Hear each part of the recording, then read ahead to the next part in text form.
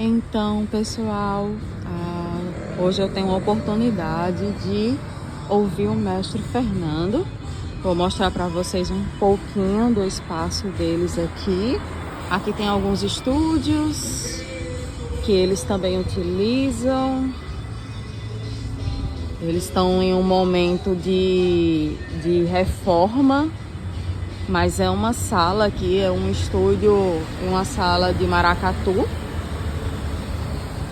Eu vou mostrar mesmo em reforma. Vou mostrar um pouquinho para vocês aqui desse ponto cultural. Provavelmente vocês devem estar ouvindo os sons aqui dos carros e também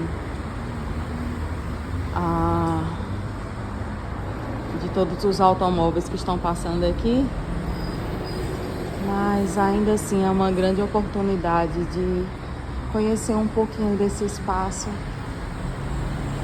tão rico pra gente. Vou filmar um pouquinho aqui pra vocês. Daqui a pouco o mestre chega e aí ele vai falar um pouquinho pra gente. Vai ganhar um pouquinho a oportunidade de conhecer toda a expressão cultural, artística desse movimento, desse grupo tão importante aqui em João Pessoa, importante para as nossas pesquisas, né? Para mim é uma honra poder conhecer um pouquinho do espaço deles. Vocês devem conhecer um pouco, vocês já devem ter visto alguma apresentação, né, do Pé de Elefante. E eu já tenho aqui a alegria mesmo de ouvir um pouquinho o mestre Fernando. Vou só mostrando um pouquinho para vocês. E logo mais ele vai falar um pouquinho pra gente sobre esse espaço, sobre as atividades deles, como também mais especificamente sobre as danças populares, né? Mas é de uma riqueza. A gente vai se aproximando desse espaço e vai sentindo mesmo a força, né? A força da cultura religiosa, da cultura brasileira. E percebendo assim como é importante a academia, a universidade apoiar esses grupos, né? Apoiar esses movimentos culturais, fortalecê-los junto a eles, né, naquilo que é possível fazermos, mas de fato observando toda a riqueza que há em um espaço como esse, não é? Eu acho fantástico e talvez vocês tenham esse mesmo olhar que o meu, né, de compreender a riqueza de um espaço devotado à cultura brasileira, de um espaço devotado ao maracatu e aos movimentos populares. Então é isso, eles estão em um momento de reforma, estão se organizando, mas esse é um espaço que eles utilizam para organizar as suas apresentações, os seus instrumentos, tudo aquilo que faz parte, que é realizado a partir desse grupo tão importante para a gente aqui na Paraíba. Então logo mais a gente vai ouvir um pouquinho do mestre Fernando, mas já estou aqui me deliciando mesmo com o que temos, né? Me deliciando com a força que há nesse local, com a expressão mesmo de um povo que se reúne e com resistência fortalece a nossa cultura. Eu queria primeiro, assim, saber o teu nome. Meu nome é Edilúcio dos Santos. Eu sou o tambor-mestre do Maracatu Pé de Elefante, da nação.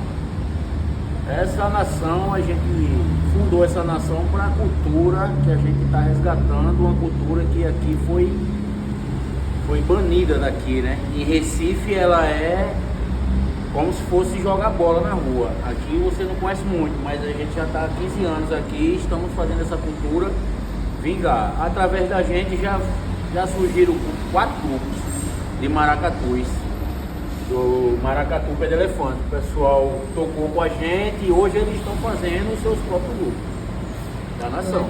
Que bacana. Isso é muito importante, a gente, né, é uma coisa muito boa pra gente, porque a gente não tinha com quem concorrer quando a gente participa do Arte da Silveira, que é o desfile.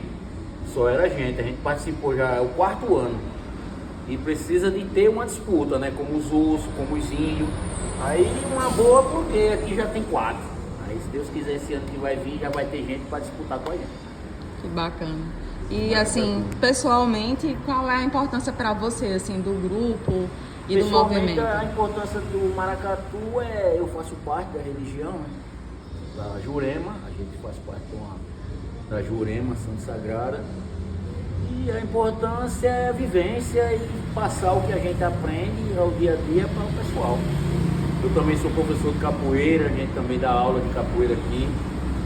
E é a cultura negra que a gente está resgatando aqui nesse espaço. E para mim, é o maracatu, é a metade da minha vida, né? Que a outra é a família. E a outra metade é o maracatu. É o ato de resistência mesmo, resgatando a cultura, né? E resgatando afirmando essa identidade forte, né? Ela foi extinta daqui. Aí a gente está resgatando com a nossa pegada, que não é, a gente não copia ninguém. Somos apradinhados do Estrela Brilhante, que é um dos maracatus com mais de 150 anos no Recife. E aí a gente estamos aí. E esse espaço aqui, vocês organizam, o que é que vocês fazem nesse espaço aqui? Esse espaço aqui é a Associação do Maracatu. Associação do Maracatu? É. A gente faz aqui, a gente constrói instrumentos, a gente tem uma loja, a gente libera o espaço para o pessoal da cultura fazer eventos, a gente ensaia, a gente faz danças do maracatu, tem aula de capoeira, tem aula de corte, costura também, que a gente faz voluntariamente. Esse espaço a gente conseguiu através de muito esforço, né? Antes de ter o projeto, a gente chegou, se candidatou ao edital, a gente ganhou o edital, era em outra sala, a gente veio para cá. E as 2 salas que ficou segurando aqui, a cultura é o maracatu e o pessoal que tem os quadros ali. Uhum. Que legal. Esse espaço aqui aqui na frente loja, lá atrás a oficina. E na metade como eu posso dizer que é o camarim, né? Das coisas, se organizam, se arrumam, né?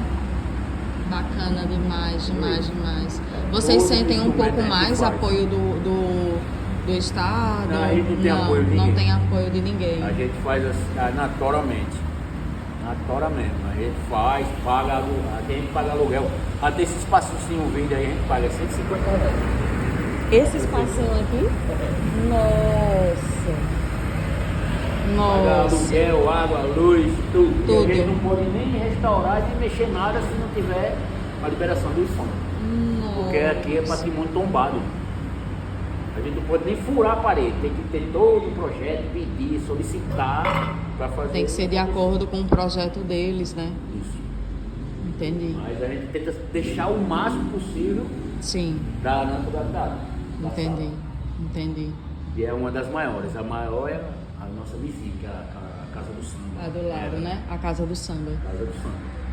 Como não foi, não vingou, ficou só o nome. Entendi.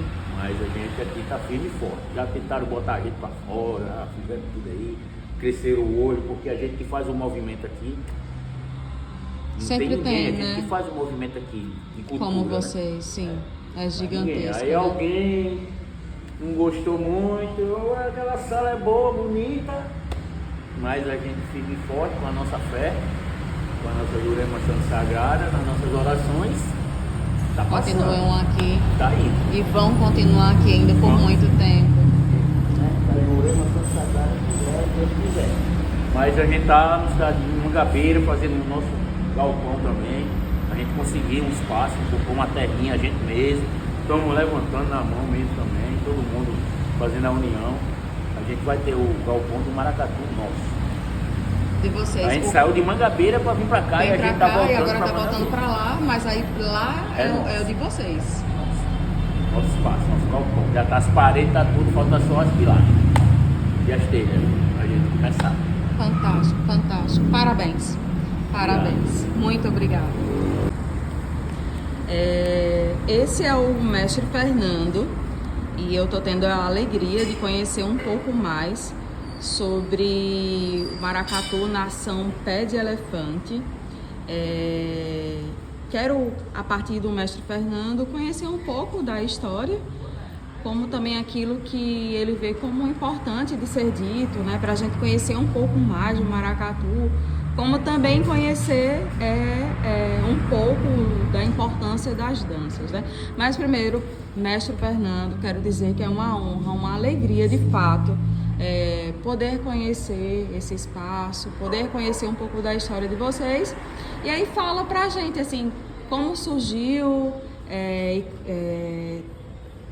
qual é a referência, fala um pouco do surgimento. O maracatu surgiu na minha vida logo cedo, né? Quando eu escutei falar sobre maracatu, essa época que Chico Sainz explodiu, né? Nos anos 90. Então o Chico Sainz ele foi um grande propagador do maracatu, né? Não da tradição, mas ele fez com que as pessoas observassem o maracatu. E nessa observação eu senti muita coisa, né? Maracatu, fui buscar o que é maracatu. E eu percebi que o maracatu estava dentro de mim. O maracatu já vinha comigo, com a minha ancestralidade, os antepassados. Então era como eu estivesse aqui para fazer maracatu. Então daí então eu fui buscar o que realmente é o maracatu, suas tradições, suas origens, para poder praticar sim o maracatu, porque eu não queria fazer como misturas.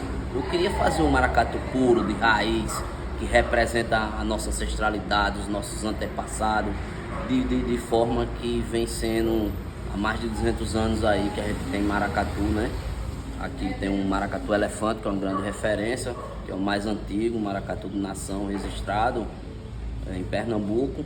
Aqui na Paraíba também tivemos maracatus na década de 20 e 30, mas esses maracatus, de uma certa forma, foram inibidos pelo sistema e daí se perdeu a cultura. Mas, voltando aqui, em 2008, a gente conseguiu fundar um maracatu pé de elefante. Até então, era um maracatu mais tímido, só tinha percussão, um pouco de dança, alguns gritos de guerra. E aí foi evoluindo e fomos ganhando campo, né? Com isso, o maracatu ele foi crescendo, e aí eu não tive para onde correr. Tive que pegar o maracatu, procurar um terreiro para que as suas forças energéticas, espirituais, sua ancestralidade, seu antepassado pudesse ser cultuado, alimentado, né? E cuidado sobre o maracatu.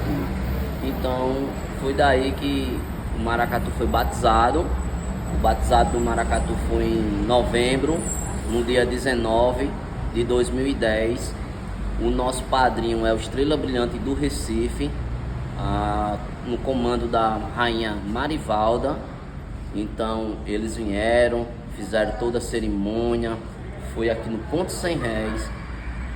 Então daí a gente se transformou em maracatu de nação. Então a gente adentrou dentro das tradições, das raízes qual eu já vinha buscando, né, em sua fundação. Então a gente não tem para onde correr, né? É só seguir em frente. Então seguindo em frente, a gente foi fazer toda a parte espiritual, religiosa que cabe ao maracatu, fazer o santo, a jurema, o assentamento do tambor mestre, as bonecas calungas, toda essa afirmação, essa bagagem espiritual para que o maracatu possa estar na rua profanando a nossa ancestralidade, os nossos antepassados, com segurança, né, com respeito e com a humildade que a gente carrega fazendo esse trabalho. E aí a gente está no tema aqui da dança, né? A dança que é um tema muito importante dentro da manifestação do maracatu. Porque onde há percussão, há dança, certo? Então essa dança ela já vem do nosso povo ancestral. Então tudo que a gente faz, que a gente herda, vem do povo ancestral.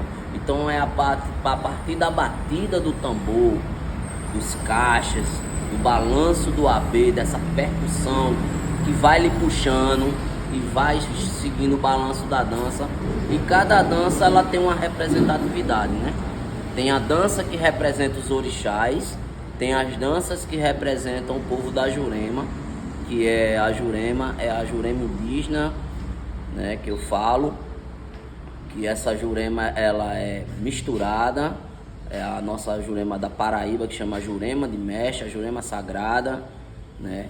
Então aí tem toda essa mística, que a Jurema ela também carrega toda uma bagagem assim de secretismo do índio, do caboclo, dos orixás, dos santos católicos.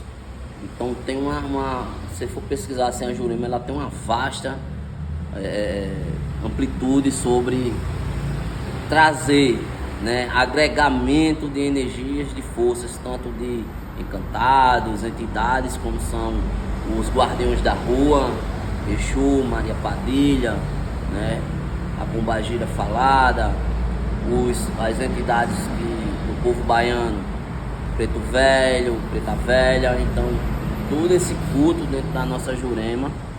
E além disso traz também toda a temática dos orixás. Eles nunca faltam, né? A nossa tradição é de matriz afro-indígena, né? Então a gente carrega. E a nossa matriz mais forte, mais profunda assim, é a do orixá, né? Que é da tradição Naguaibá, que é aqui de Pernambuco e vem para cá, para Paraíba também. E há essa troca, assim como a Jurema daqui da Paraíba sobe para Pernambuco, e tem essa troca aí que é muito bacana.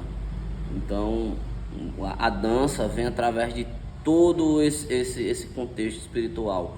Quando eu tô aqui louvando um orixá Inhaçã, ela tá numa dança. Quando eu tô louvando o Oxum, ela já está em outra dança. Porque cada orixá ele tem o seu significado, a sua energia da natureza, o seu domínio da natureza. Assim como os mestres que usa chapéu de palha, cachimbo e já desce pisando forte na pagelança, os caboclos que atira flecha, né, e dá os seus kills. Então assim, cada dança traz o seu significado, traz a sua ansiedade, traz a sua expressão corporal, né, o que ele quer passar através da dança. E a dança espiritual ela é muito interessante, porque além de toda essa expressão, aquela dança ela tá cortando o mal, ela tá abrindo caminho, ela tá trazendo coisas boas, ela tá purificando, limpando o médio, limpando os filhos que tiver presente, né? Então a gente absorve, traz para o maracatu toda essa bagagem da dança, né? E aqui a gente transforma, não faz diferente, mas a gente nesse momento da dança folclórica a gente está representando, mas não está invocando essas energias, né, para que vim dançar. Mas a gente recebe a energia, mas não sai do transe, né? Não sai de si. Apesar que tem as bonecas Calunga, que é carregado pelas damas do passo, e que elas sim tem momentos que elas entram num transe com a boneca dançando e ali viram uma só. Pode explicar um pouco mais o que são as bonecas? As bonecas calungas, elas representam o reisado da África, e ao mesmo tempo, de forma camuflada, elas representam o reisado de Portugal. Por quê? Quando os negros foram escravizados e trazidos ao Brasil, trouxeram rei, rainha, trouxeram corte inteira, né? Das tribos foram escravizadas por inteiro, dizimadas, trazida para cá. Então, com isso, essa hierarquia que tem entre eles, o que acontecia? Assim como também sacerdotes, curandeiros das tribos, eram cultuados nessa boneca, em forma de continuar a louvação ao seu ancestral, que aqui lutava, representava, curava, rezava, e aí daria continuidade, dando continuidade. Aí o que acontece? O ancestral morre, né, o antepassado, o seu antequerido, ele morre, continua a louvação, né, continua essa ansiedade da cura, de tudo, e daí, em memória, feito um jogo de Fá, o jogo de búzio também, que é um jogo de sacerdote, para convidar esses ancestrais, esses antepassados, para compor essa matéria que é a boneca Calunga. Aí daí é aceito ou não, e os que aceitam é assentado, é feito firmação, oferendas, e é um objeto altamente sagrado, nem todo mundo pode pegar, só o sacerdote ou as pessoas que conduzem, ou alguém que toma de conta, que zela por essas energias. Então é muito comum lá em Pernambuco você ver rainha que foi escravizada, sacerdotes que foram escravizados, que aqui estavam. E o disfarce que eu falei, né? O que é que eles faziam?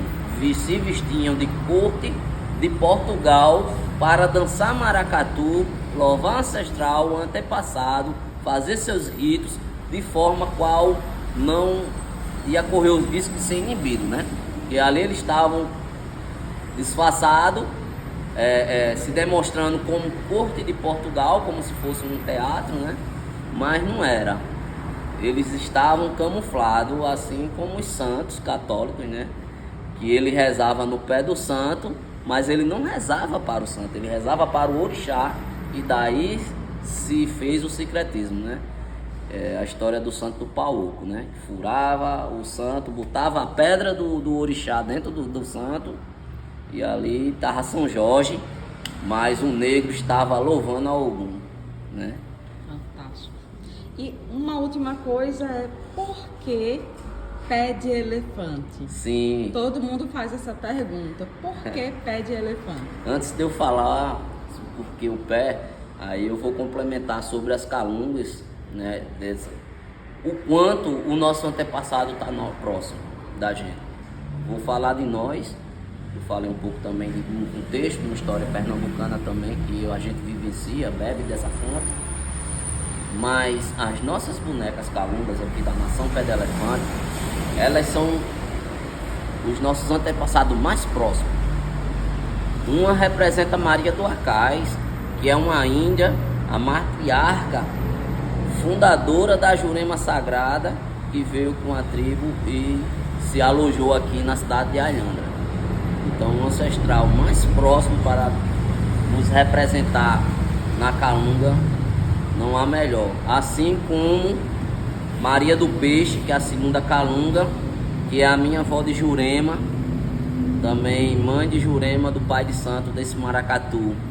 Então, assim, é uma coisa muito fantástica a gente ver pessoas do nosso convívio hoje sendo louvadas na boneca Calunga. Agora, o pé de elefante é interessante. O pé de elefante, a gente vinha buscando um nome para o maracatu. Vários nomes, assim, foi levantado, mas não confortava ainda, sabe? Então, uma certa noite, fabricando tambores, como de costume, eu tinha concluído um tambor. Eu deixei esse tambor em cima da bancada e me afasto para ver. Que aí eu me afasto para ver o detalhe, o efeito que eu estou observando daquela arte, né? Mas com isso, quando eu olhei, eu vi um pé de elefante. Só que vem à mente assim, né? Pé de elefante. Não é pata de elefante, né? No caso seria pata de elefante. Mas na minha cabeça só veio assim, né? Pé de elefante. Aí eu falei, né? Pé de elefante.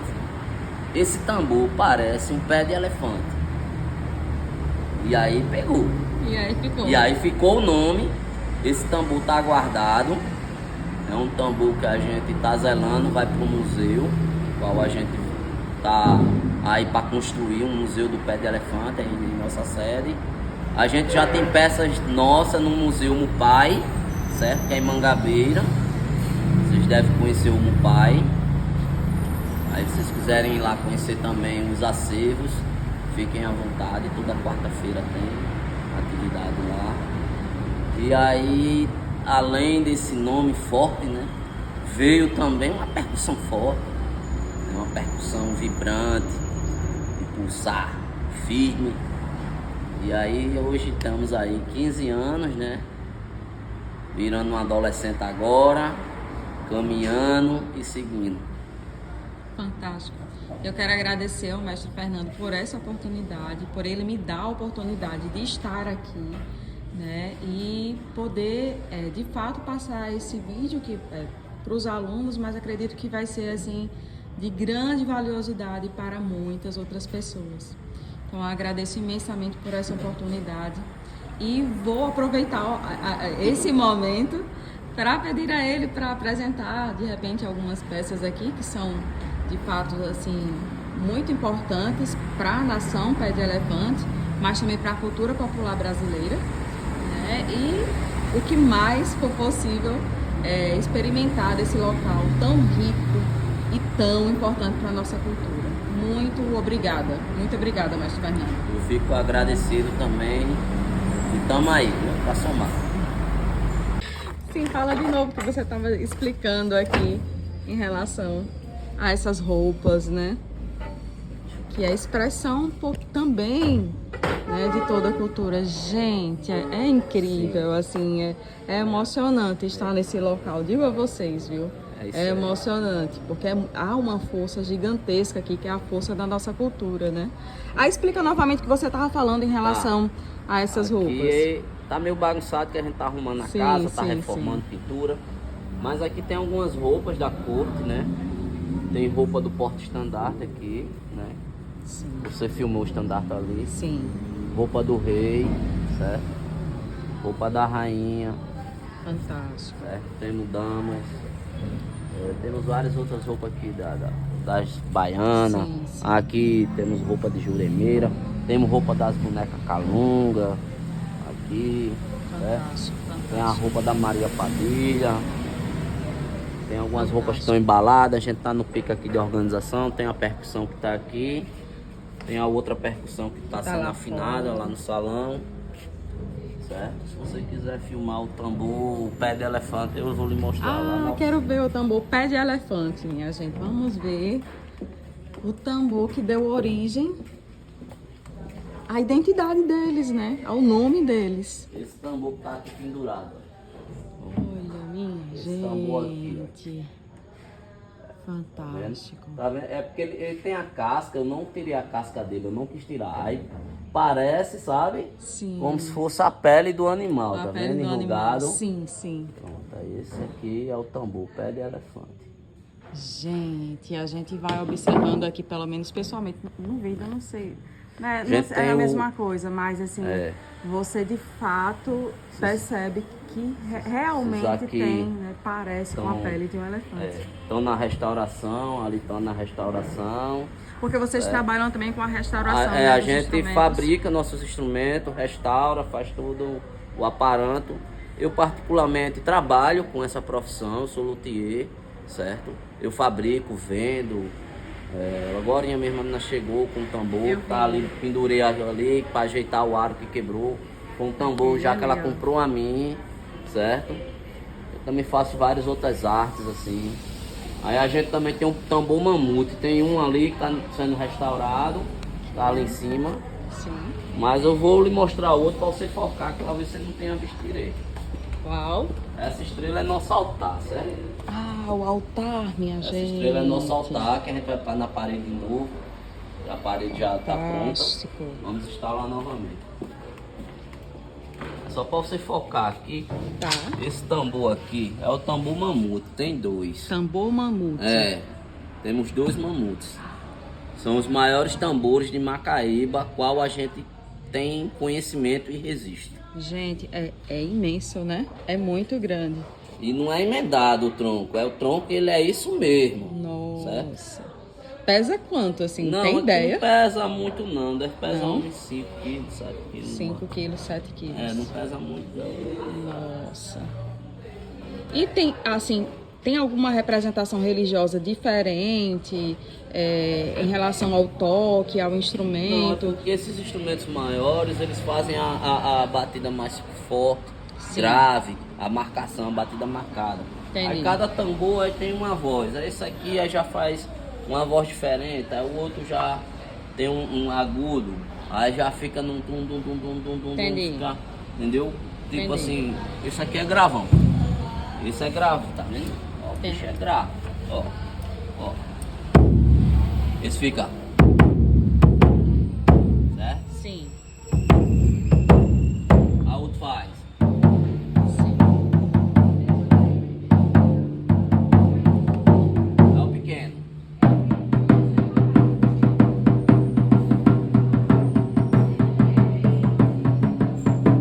Entendeu? Aí Entendi. um completa o outro. O outro. Entendi. É realmente É uma- a parte sonora, É uma né? conversação entre os tambores. Entre os tambores. Fantástico, fantástico. Gente, fantástico. Viu?